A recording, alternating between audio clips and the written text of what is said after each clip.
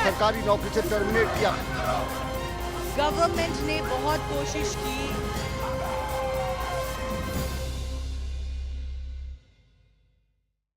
स्वागत है आप सबका डे नेट के विशेष कार्यक्रम खुली बहस में। खुली बहस में आज है हम श्रीनगर में, जहां हमारे साथ सत्ता विपक्ष के नेता लोग शामिल हैं, जिसमें डॉक्टर हरबख्श सिंह पीपल्स डेमोक्रेटिक पार्टी से है, जो युवा लीडर है। वही हमारे साथ मौजूद है रमेश अरोड़ा भारतीय जनता पार्टी से, जो स्टेट वाइस प्रेसिडेंट है। आम आदमी पार्टी से हमारे साथ मौजूद है शेख मुजफ्फर, और वही हमारे साथ मौजूद है महिला कांग्रेस से शमीमा सोपोरी, जो जनरल सेक्रेटरी है महिला कांग्रेस विंग की। आज हम विशेष कार्यक्रम में बात करेंगे विकास की, यानी कितना विकास इतने सालों में सरकार ने किया। हालांकि फिलहाल हमारे साथ नेशनल कॉन्फ्रेंस से रिप्रेजेंटेटिव मौजूद नहीं है, जो हम उम्मीद करते हैं बाद में हमारे साथ ज्वाइन करेंगे। लेकिन सबसे पहले मेरा पहला सवाल जो जाएगा वो पीडीपी को जाएगा, और मैं पूछना चाहूँगा डॉक्टर साहब से, आप बताइए पिछले इतने सालों में नेशनल कॉन्फ्रेंस ने विकास नहीं किया, ये पीडीपी का मानना है, क्योंकि मैनिफेस्टो जो आपका है, इस साल का लोकसभा चुनाव हो रहे हैं और उसके बाद जो विधानसभा के चुनाव होने जा रहे हैं, तो पीडीपी ऐसा क्यों मानती है? ये पीडीपी का मानना नहीं है। ये आपको जो पूरा पब्लिक के पास पूरा डाटा है, आप लोगों के पास भी है, मीडिया के पास भी है। यहाँ आप देखिए, ये जो आप यहाँ पे थोड़ा सा देख रहे हैं, कुछ थोड़ा सा नज़र आ रहा है खूबसूरती, तो ये पीडीपी के टेन्योर में हुआ है। उसके बाद इसमें कुछ नहीं ऐड हुआ। इस बार आप जनता के बीच वोट मांगने जा रहे हैं, पीडीपी को लोग क्यों वोट दें, और आपके क्या मुद्दे रहेंगे जिनको लेकर आप लोकसभा जाएंगे या विधानसभा में लोगों के सामने जाएंगे? हमारा जो एजेंडा फॉर एक्शन है, जो हमारा मेन है, कि जिसके लिए हम सबसे पहले ट्रस्ट डिफिसिट जो है बिटवीन पीपल ऑफ कंट्री, जो हिंदुस्तान की सारी जनता और जम्मू कश्मीर की स्टेट की जनता जो है, उसके दरमियान जो ट्रस्ट डिफिसिट है, उसको ख़त्म करने की हमारी कोशिश रहेगी। उसके बाद है कि जम्मू कश्मीर से पीडीपी को मैंडेट इसलिए चाहिए कि being a Muslim majority state, न कि जम्मू कश्मीर की रिप्रेजेंटेशन, बल्कि हिंदुस्तान के मुसलमानों की और माइनॉरिटीज़ की रिप्रेजेंटेशन ऐवान में की जाए। आपसे पूछना चाहूँगा, बीजेपी के हवाले से अगर बात करेंगे तो कश्मीर घाटी में खासतौर पर बीजेपी का जो एग्जिस्टेंस है वो बहुत कम देखा जाता है, तो आप अपना ग्राउंड कश्मीर घाटी में बीजेपी का क्या देखते हैं?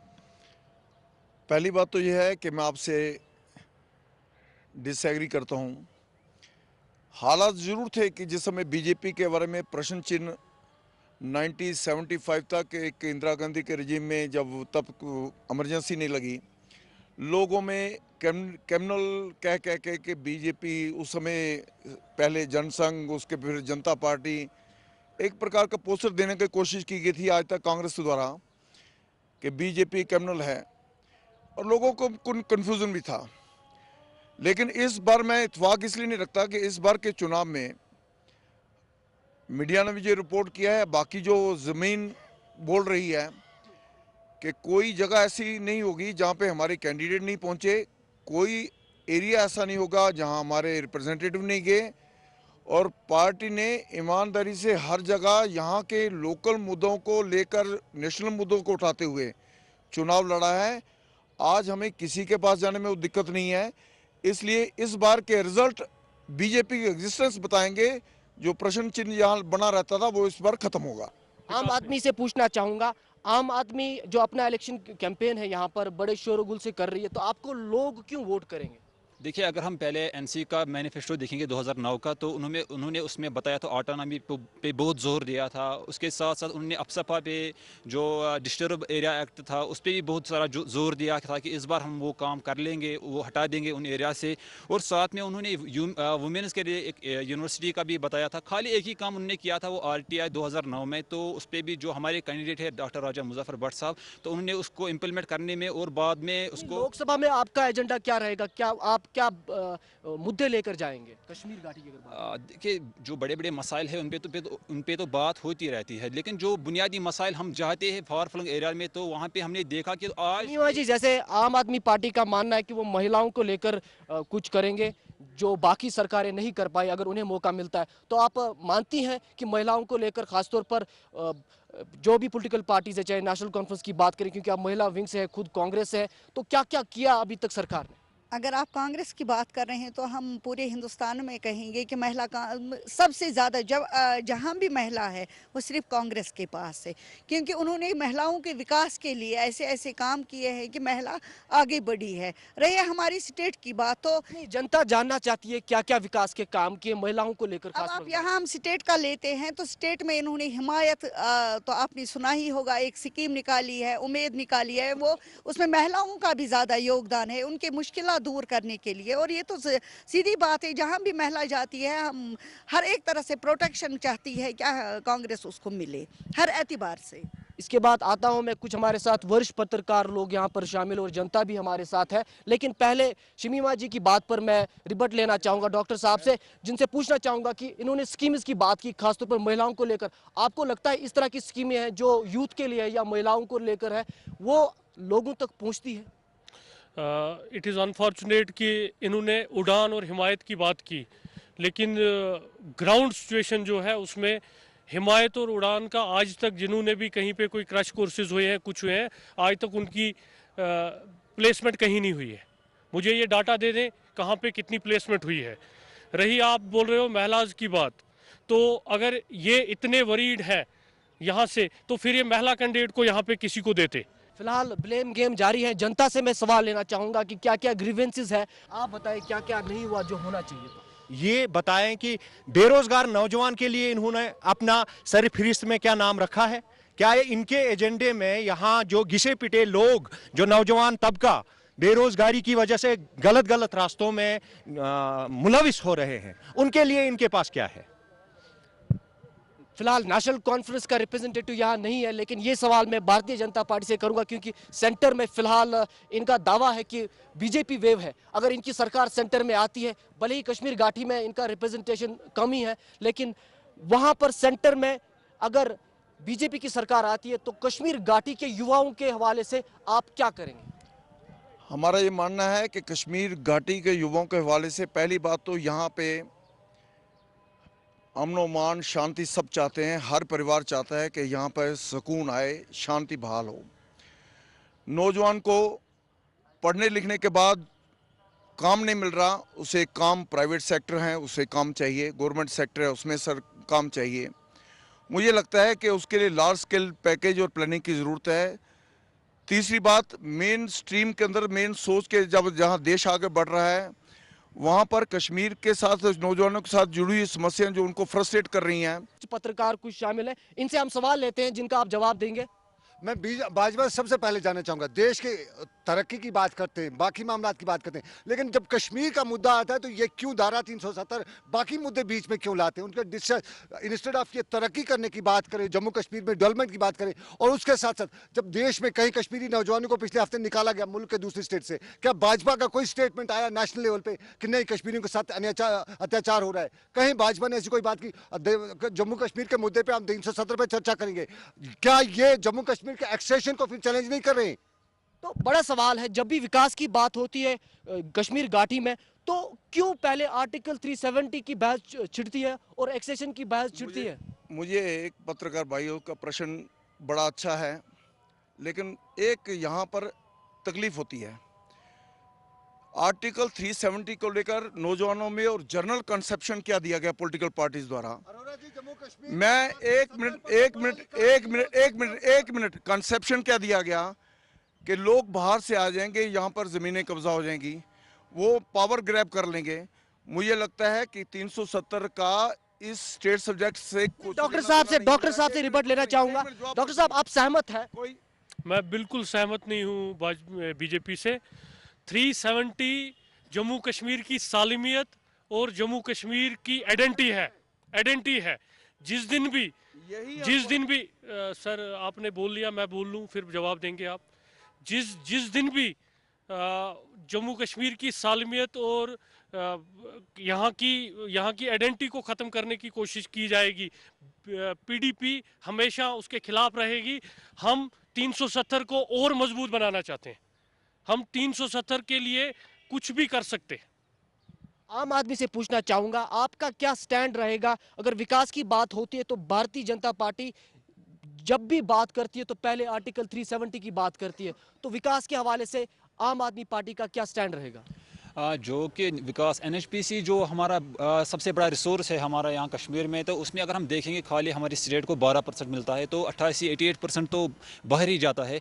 अगर हमारा जो मैनिफेस्टो है उसमें हमने ये लिखा है कि पावर प्रोजेक्ट जो भी है हम वापस लाएंगे, तो उससे एक फ़ायदा होगा कि हमारा जो यहाँ पे जितना भी बेरोज़गारी है उसमें उस पर बहुत ज़्यादा कंट्रोल होगा। तो जहाँ तक 370 आर्टिकल का है, तो ये तो हमारी सालमियत है, ये तो इसमें तो हमारा पूरा ध्यान इसी पे है कि इसका हम किसी भी हद तक जा सकते हैं इसका बचाव करने के लिए। अरोड़ा साहब, आपके पास आऊंगा, आपकी बात मैं सुनूंगा, लेकिन एक और सवाल लेता हूं क्योंकि बीच में नेशनल कॉन्फ्रेंस से सारा जी ने हमें ज्वाइन किया है।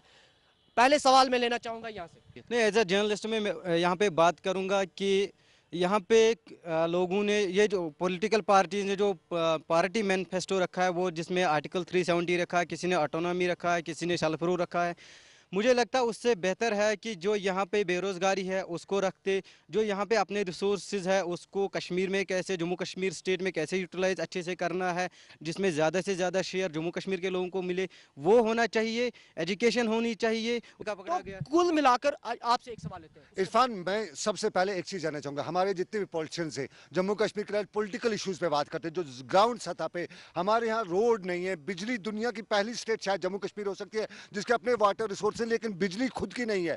उसके साथ साथ अब ये भी देखिए हमारे पॉलिटिकल नेता कहें टाइम क्या देते हैं। सारा जी, आपसे सवाल लेना चाहूंगा नेशनल कॉन्फ्रेंस से। एक अहम मुद्दा है, जब भी यहाँ विकास की बात होती है तो सबसे पहले कश्मीर को पॉलिटिकल इशू बनाया जाता है, विकास वहीं का वहीं रह जाता है। नेशनल कॉन्फ्रेंस का क्या रहेगा स्टैंड? हमारी पॉलिटिक्स शुरू भी विकास से ही हुई है और ख़त्म भी वहीं पे होती है। हमने जहाँ पे शुरू किया, we have been talking about the Article 370 as that guy said, but at the same time we have always been only asking the vote for development. तो नेशनल कॉन्फ्रेंस ने सरकार में इतने सालों रहकर क्या क्या विकास किया, जनता ये जानना चाहती है। हमारे पास पिछले 60 साल में सिर्फ 750 मेगावाट बिजली थी, लेकिन आज हमने और 1400 मेगावाट खड़ा कर दी है। उसके ऊपर एजुकेशन में हमारी बहुत ही ज़्यादा तरक्की हुई है। We have 5000 new schools, we have 2 central universities by now, these are facts. हमने 10,000 किलोमीटर्स रोड बनाई, ये हमारा फैक्ट कहता है। मैंने पहले भी यही एक सवाल किया था। नेशनल कॉन्फ्रेंस और कांग्रेस की अभी सरकार है, 2009 में जब ये सरकार आई तो युवाओं को आगे लाने का इनका प्रोग्राम था। आज सरकार खत्म होने का पीरियड आ गया है, तो आज भी यहाँ नौजवान, वही बेरोजगार नौजवान, इनसे यही सवालिया निशान लगाना चाहता है कि मेरे लिए आपने क्या किया इस दौर में, और आने वाले दौर में मैं आपको ही क्यों चुनूं। तो सारा जी, कुल मिलाकर बात यहाँ पे आती है कि सरकार खाली दावे करती है। पहले जब नेशनल कॉन्फ्रेंस का जो एजेंडा था वो यूथ को एम्पावर करना था, उनके लिए काम करना था, लेकिन वो हुआ नहीं। ऐसा क्यों? काम हुआ। किसी भी चाहे आप खित्ते की बात करें, काम हुआ। चाहे एजुकेशन की बात करें, पावर की बात आप कर रहे हैं, हाँ बेशक आपकी 3 दिन आपकी इलेक्ट्रिसिटी चली गई, लेकिन आप अमेरिका को भी ले जाएं, जब स्नो रेज होगा तो इलेक्ट्रिसिटी नहीं रख सकती, बर्फ पड़ती है तो पूरा नहीं, 3 दिन आप इलेक्ट्रिसिटी नहीं रख सकते। आप दुनिया के सबसे बड़े जवाब लेना चाहेंगे? सेल्फ रूल में हमने क्लियर कट पॉलिसी दी है, और जो आज हम निकले हैं एजेंडा फॉर एक्शन, हमने पूरा यूथ्स के लिए सबसे पहले जो जॉब पॉलिसी है इनकी वो हम खत्म करेंगे 3500 में।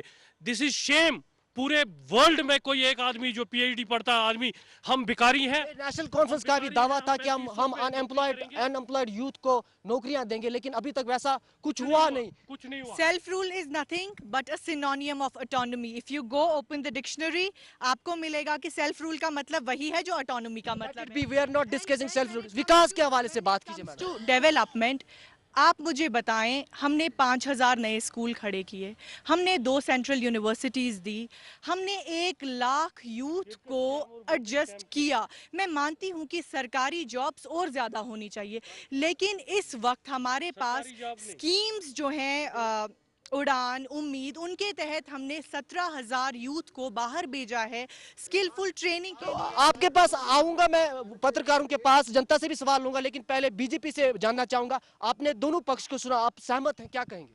हमारा ये मानना है कि विकास तो हुआ है, विकास कुछ नेताओं का हुआ है, लगभग 200 परिवार हम लोगों ने उसकी लिस्ट भी तैयार की है जिनका विकास हुआ है। विकास विकास विकास खुद का हुआ।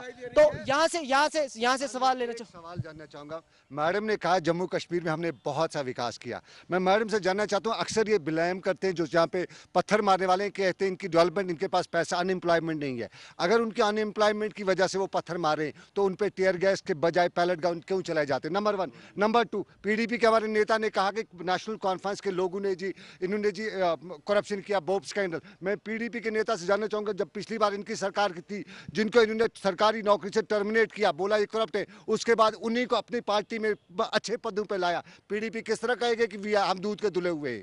पीडीपी, नेशनल कॉन्फ्रेंस, दोनों से जवाब लूंगा, लेकिन पहले आम आदमी पार्टी से पूछना चाहूंगा। आपने सब पक्ष को सुना, तो आम आदमी पार्टी का क्या स्टैंड रहेगा? आम आदमी पार्टी का स्टैंड ये रहेगा कि जो भी हमारे आज तक यहाँ से गए हैं एमपीज़, तो पिछले 5 सालों में जो हमारे यहाँ के एमपी हैं उनने 250 से 300 तक एक सवाल पूछे हैं वहाँ से। जो हमारे राज्यसभा में थे मोहम्मद शफी उड़ी, तो उनने 0 क्वेश्चन पूछा है। तो हमारे वो असदुल्ला ओवैसी है, उन्होंने 1100 क्वेश्चन। ये भी एक अहम मुद्दा है। यहाँ से एमपी चुन के जाते हैं तो पार्लियामेंट में वो बात नहीं करते लोगों की, तो ये भी एक सीरियस इशू है। पहले आपसे जवाब लेना चाहूंगा। जो चाहे 2010 में हुआ या उससे पहले या उसके बाद हुआ, कि जहाँ पे टीयर गैस शेल चलाना चाहिए था वहाँ पे शायद बुलेट चला, वो बहुत गलत हुआ। क्यों चला? अब चल गया। सरकार को सिचुएशन कंट्रोल, बेशक गवर्नमेंट ने बहुत कोशिश की। नहीं, एक minute please, let me speak, you don't have to do that. तो ऑब्वियसली जो हुआ वो बहुत गलत हुआ, लेकिन आप जानते होंगे कि हमारी सिचुएशन बहुत आउट ऑफ कंट्रोल थी 2010 में। आप बाहर नहीं निकल सकते थे क्योंकि आपके लिए the mess got created when one guy killed, and then there was the mob on the streets, and again people got killed. लेकिन कॉन्फ्रेंस को कुल मिलाकर विकास के लिए टाइम नहीं मिला।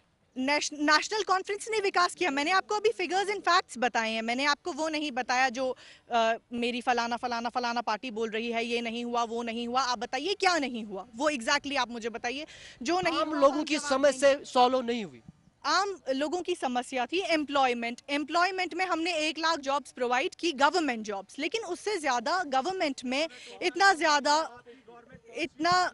1 लाख से ज़्यादा नहीं हो सकता था। और इस वक्त हमने एक काम किया है, we have introduced new schemes like Udan and Umeed, जिसके ज़रिए हम लोगों को बाहर भेज रहे हैं स्किलफुल ट्रेनिंग के लिए।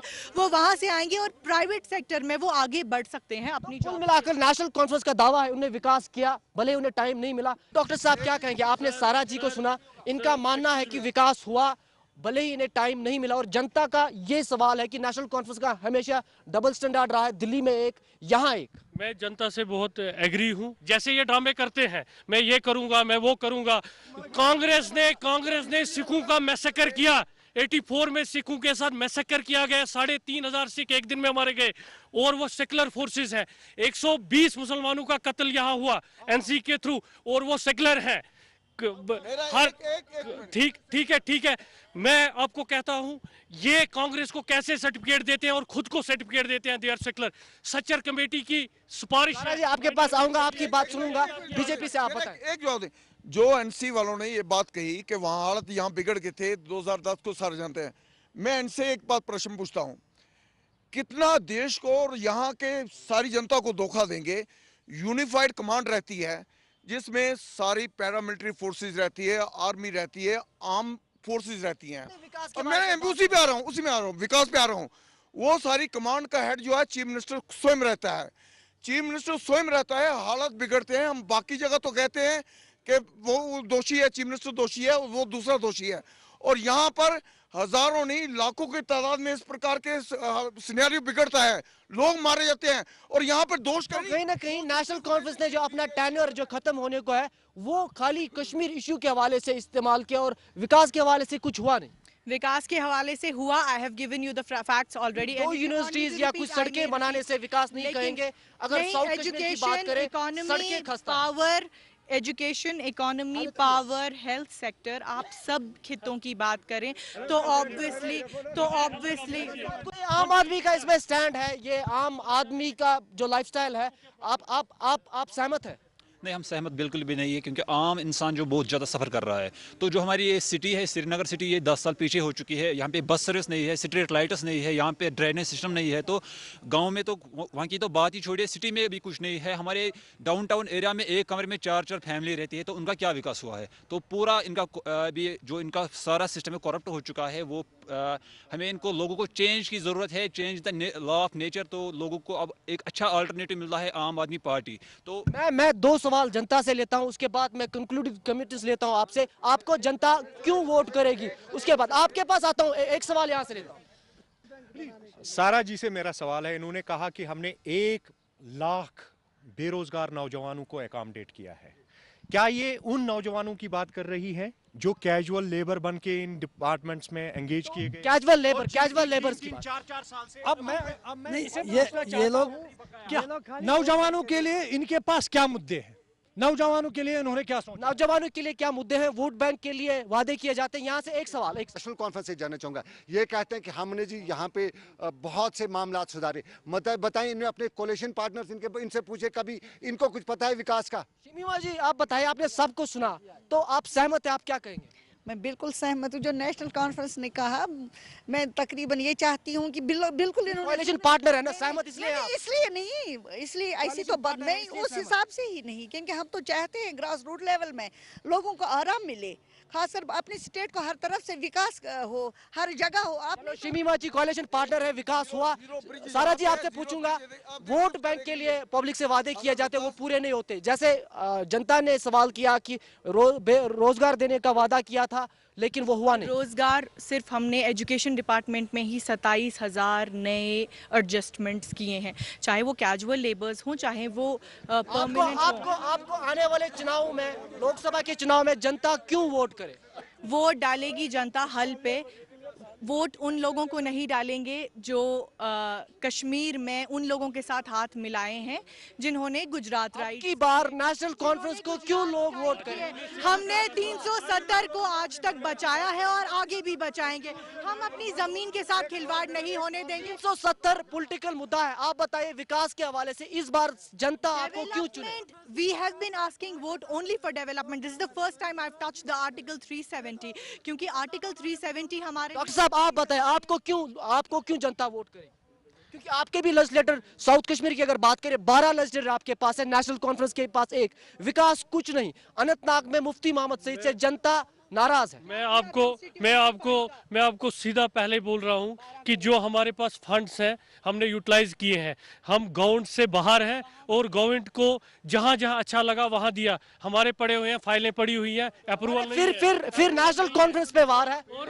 एक लाइन में मेरा ये कहना है, दाई तरफ कैमरा घुमाए। ये जीरो ब्रिज हिस्टोरिकल ब्रिज है। अगर विकास बहुत दूर की बात छोड़ दे, ये बीजेपी क्या करेगी? बीजेपी क्या ब्रिज ही प्रॉपर्ली मेंटेन कर लेते हैं, इसी में विकास इनका रिफ्लेक्ट होता। हमारा ये 800 नए ब्रिज बना। हमारा एक मिनट दिए। हमारा ये कहना है, विकास किया है, मिनिस्टरों ने लैंड ग्रैबिंग किया है, अपना विकास किया है। आम आदमी का अरविंद केजरीवाल 49 दिन में दिल्ली में सरकार छोड़ के चला गया। उनसे पूछते हैं कश्मीर के हवाले से आप क्या करेंगे? जिस सीएम के पास 1 करोड़ 20 लाख की गाड़ी हो, जिनका कुत्ता 10 लाख का हो और जिनकी गाड़ी 2.5 लाख की हो, तो वो क्या विकास कर सकते हैं? तो यहाँ पे जो हमारे यहाँ के कैंडिडेट जाते हैं वो उनकी कुल मिलाकर बात यह है कि सत्ता विपक्ष ब्लेम गेम खेल रहा है और कहीं ना कहीं जनता से 2 सवाल लेता हूँ। मैं जानना चाहूंगा, अभी उन्होंने बोला गुजरात जैसे, जब यहाँ फारूक अब्दुल्ला साहब की सरकार थी, जब मोहम्मद यूसुफ शाह को उन्होंने शहीद सलाहुद्दीन बनाया, जिन्होंने 2.5 लाख लोगों की किलिंग करवाई। मैं जरा इनसे ये पूछना चाहता हूँ, अगर गुजरात में फसादात हो गए, उन दिनों वहाँ नरेंद्र मोदी जी थे। आप ये मुझे बताए, इन्होंने अगर आज तक यहाँ अगर नरेंद्र मोदी हिंदू है, मगर हमारा चीफ मिनिस्टर जो है वो तो मुसलमान था। बीजेपी पे आरोप, आप बताएं, जनता को आपने सुना। मेरा ये कहना है कि यहाँ के हालत के लिए यहाँ की कोलिशन सरकार जिम्मेवार है। यहाँ पर जो बिगड़े हुए जितने भी हालत हुए हैं, यहाँ पर जितने भी किलिंग हुए हैं, उनके लिए ये लोग जिम्मेदार हैं। मैं इनसे सहमत हूँ, ये बिगाड़े हुए हालत हैं। तो कुल मिलाकर सत्ता विपक्ष आपस में सहमत नहीं, वही जनता भी उनसे सहमत नहीं। आने वाले चुनाव में देखते हैं जनता किन्हें चुनेगी और किन की सरकारें होंगी, वो देखना अहम होगा। खुली बहस में आज इतना ही। आप देखते रहिए डे एंड नाइट। खबरों की दुनिया में आइए, हमारे साथ कहीं भी और कभी भी जुड़िए। हम मिलेंगे फेसबुक पर, हम दिखेंगे यूट्यूब पर, हमें फॉलो कीजिए ट्विटर पर। खबरों के साथ बने रहिए रात दिन।